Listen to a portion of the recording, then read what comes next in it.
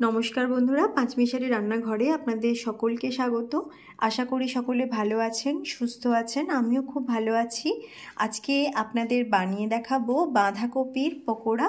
ভীষণ মুচমুচে এই পকোড়ার রেসিপিটা গরম গরম চা কফির সাথে খেতে ভীষণই ভালো লাগবে।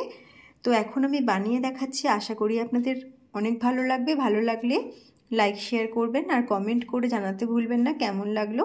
আর আমার নতুন বন্ধুরা যারা আমার চ্যানেলে প্রথম এসেছেন, আজকের এই রেসিপিটা দেখে যদি ভালো লাগে তাহলে অবশ্যই আমার চ্যানেলটিকে সাবস্ক্রাইব করে নেবেন, পাশে থাকা বেল আইকনটি ক্লিক করে নেবেন। এখন বানিয়ে দেখাচ্ছি বাঁধাকপির মুচমুচে পকোড়া রেসিপি। আজকে বানিয়ে দেখাবো বাঁধাকপির পকোড়া।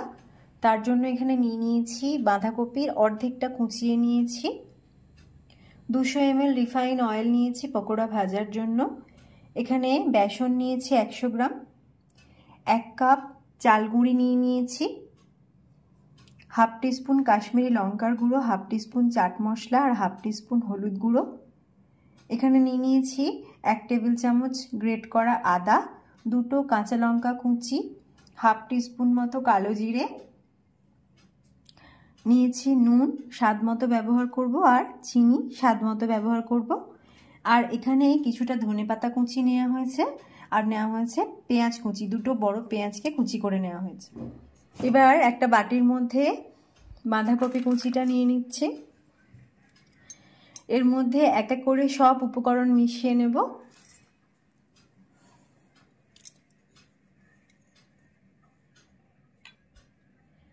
পেঁয়াজ কুচি, ধনেপাতা কুচি, আদা গ্রেট করা আদা, গুঁড়ো মশলাটা হলুদ গুঁড়ো, লঙ্কা গুঁড়ো, চাট মশলা, কাঁচা লঙ্কা সব এক এক করে মিশিয়ে নিয়েছি। কালো জিরে দিয়ে দিয়েছি আর দিচ্ছি চিনি। এবার একটু ভালো করে আগে মিশিয়ে নিচ্ছি। সবকিছু ভালো করে মিশিয়ে নেওয়ার পর এবার এর মধ্যে স্বাদ মতো নুন মিশিয়ে নিতে হবে। এবার এর মধ্যে বেসন দিয়ে দিচ্ছি,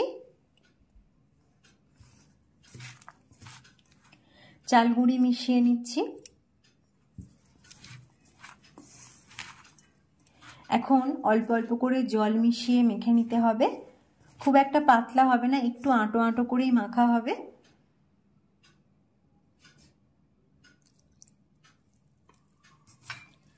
অল্প অল্প করে জল মিশিয়ে মেখে নিচ্ছি, পুরো বেসন আর পুরো চাল গুঁড়িটাও দিইনি, অল্প অল্প করেই মিশিয়ে নিতে হবে।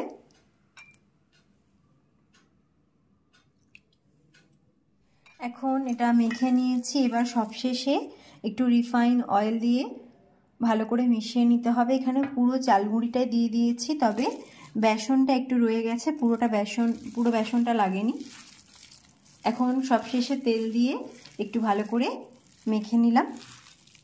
এখন কড়াইয়ের মধ্যে তেল দিয়ে দিচ্ছি, পুরো তেলটা দিয়ে খুব ভালো করে একটু গরম করে নিতে হবে। গ্যাসের ফ্লেমটা হাই ফ্লেমে রেখে তেল গরম হতে দিচ্ছি। খুব ভালো করে তেলটা গরম করে নিয়েছি, এবার পকোড়াগুলোকে ভেজে নিতে হবে। বাঁধাকপির পকোড়ার এই রেসিপিটা খুবই মুচমুচে হয়, খেতেও খুব ভালো লাগে। আর সন্ধ্যের সময় এরকম ক্রিস্পি পকোড়া পেলে চায়ের আড্ডাটা খুব ভালোই জমে। এখন এখানে পকোড়াগুলো আমি ভেজে নিচ্ছি।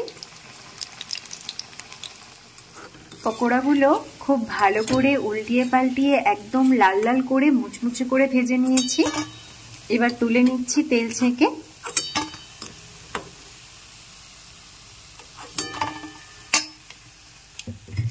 এখন সব পকোড়াগুলোকে ভেজে নিচ্ছি।